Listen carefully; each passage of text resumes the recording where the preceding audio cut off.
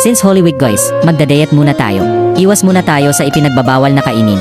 Kaya tara, hanap muna tayo maulam sa gubat. So ayun guys, andito na tayo sa gubat upang mangalap ng maulam. At eksakto nakakita nga tayo ng labong. Ang laki guys, tamang-tama maraming putahe ang maluluto neto.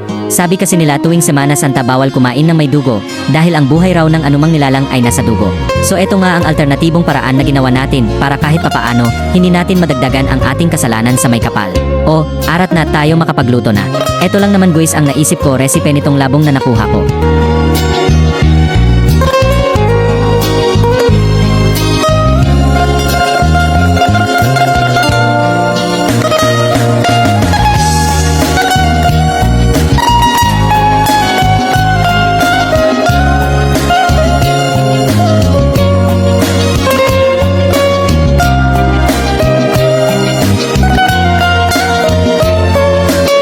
Nagustuhan nyo ba guys ang ating palabas?